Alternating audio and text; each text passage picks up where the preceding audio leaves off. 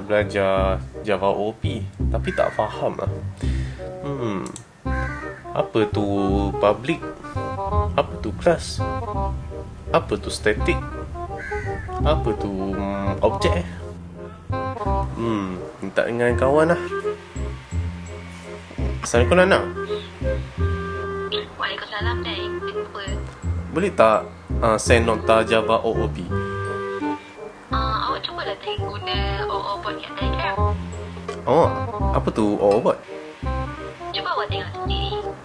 Baiklah, nanti saya tengok. Okay, bye. Apa tu OO bot? OO bot. Okay.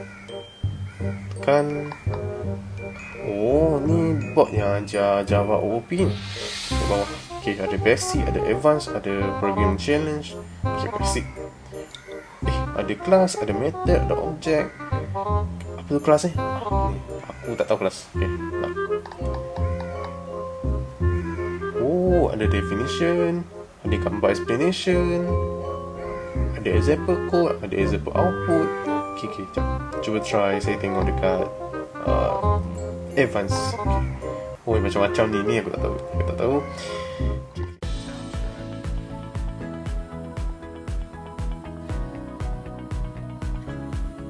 Dalam kemajuan era digital masa kini, pensyarah seharusnya menjadi lebih kreatif dan inovatif dalam menghasilkan alat bantu mengajar.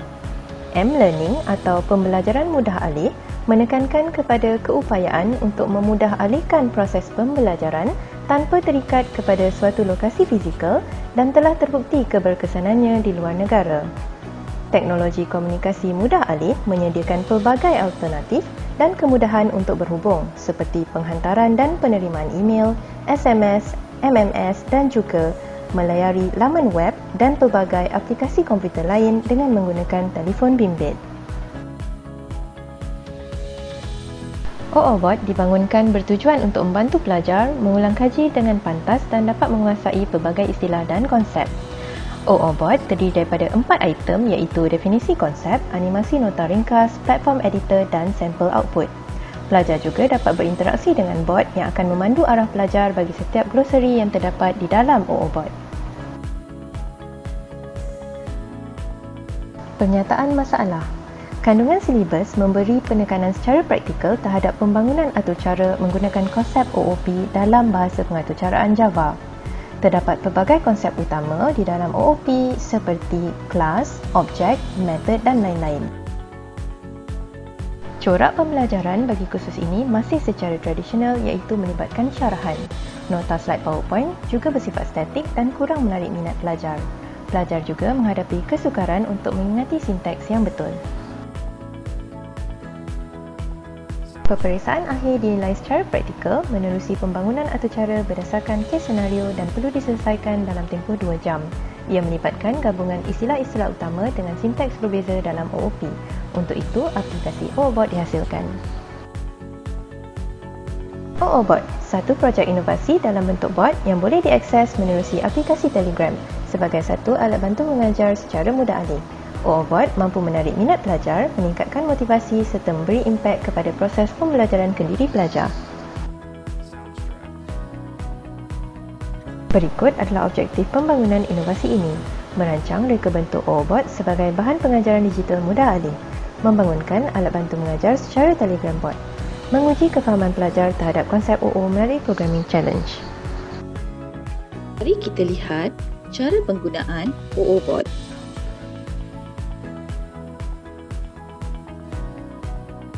Terdapat 4 langkah yang perlu diikuti oleh pengguna untuk menggunakan OO Bot. Langkah pertama, pengguna perlu mencari OO Pocket Bot pada aplikasi Telegram. Kemudian, pengguna perlu memulakan bot dengan menaip koman start. Langkah ketiga, pengguna perlu memilih menu yang dikendaki menggunakan koman maupun button.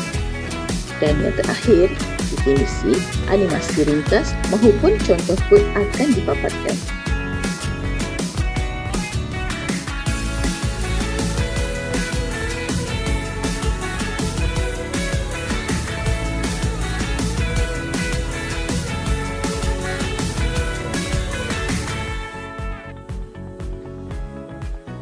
Impak inovasi.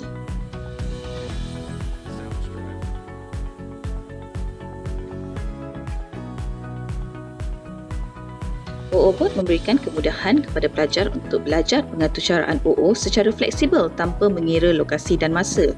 Ia juga dapat dilihat memberi impak terhadap penjimatan masa. Ini kerana kaedah konvensional yang diperlukan oleh pensyarah untuk menerangkan setiap istilah melalui slide akan memerlukan masa yang agak panjang berbanding dengan penggunaan OO-Bot. Dengan menggunakan telefon pintar, ia mampu menjadi faktor pendorong untuk pelajar terlibat dalam proses pembelajaran. Ini sekaligus dapat meningkatkan minat dan komitmen pelajar terhadap pembelajaran di samping meningkatkan keseronokan semasa proses PDP. OO-Bot dibangunkan untuk menjadi pemudah cara bagi pensyarah dalam penyampaian istilah yang terdapat di dalam konsep OO melalui nota ringkas dan animasi. Selain itu, pelajar dapat membuat praktikal secara terus di dalam bot tersebut, lalu dapat melihat hasil melalui aturcara yang dibangunkan. Selain daripada menyasarkan pelajar politeknik yang mempelajari kursus pengaturcaraan berorientasikan objek, OO-Bot juga berpotensi digunakan bagi kursus-kursus pengaturcaraan yang lain sebagai penambahbaikan dalam ABM yang sedia ada. Ia percuma.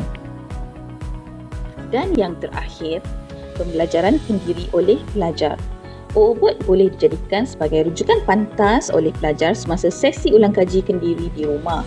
Mereka hanya perlu membuka aplikasi Telegram di telefon pintar mereka serta mampu membuat praktikal pembangunan aturcara secara terus di dalam OO-Bot. Situasi ini dapat memudahkan dan menjimatkan masa pelajar tanpa perlu tercari-cari nota, slide dan sebagainya. Berikut adalah ciri-ciri yang terdapat pada OO-Bot yang telah dibangunkan. Ciri yang pertama adalah interaktif, di mana aplikasi OO-Bot membolehkan pelajar berinteraksi secara langsung dengan bot. Bot akan memaparkan glosari istilah dalam bentuk animasi ringkas dengan kawalan pilihan istilah yang ditentukan oleh pelajar. Ciri yang kedua adalah fleksibel. OO-Bot memberikan kemudahan yang fleksibel kepada pelajar untuk mempelajari konsep dan istilah dalam pengaturcaraan OO dengan hanya melajari aplikasi tersebut di Telegram pada bila-bila masa mengikut kesesuaian pelajar. Ciri yang ketiga adalah praktikal, di mana OO-Bot turut disertakan dengan programming sandbox yang membolehkan pelajar membangunkan aturcara secara terus dengan editor yang disediakan di dalam OO-Bot. Dan yang terakhir adalah elemen penilaian. OO-Bot turut disertakan dengan elemen penilaian pada submenu Programming Challenge bagi menguji kefahaman pelajar. Terbukti penggunaan OO-Bot yang dibangunkan berkesan terhadap pembelajaran pelajar. Sebanyak 92% pelajar menyatakan bahawa OO-Bot meningkatkan kefahaman mereka terhadap konsep pengaturcaraan OO. OO-Bot juga dapat membantu pelajar dengan mengulang kaji konsep pengaturcaraan OO secara pantas, iaitu sebanyak 92% pelajar bersetuju.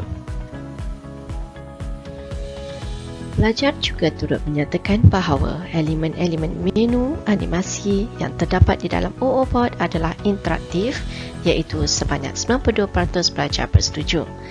Dan akhir sekali, pelajar menyatakan bahawa OO-Bot dapat digunakan secara fleksibel, iaitu sebanyak 92% pelajar bersetuju. Dengan ini, jelas menyatakan bahawa aplikasi OO-Bot dapat membantu dan menyokong pelajar dalam proses pembelajaran.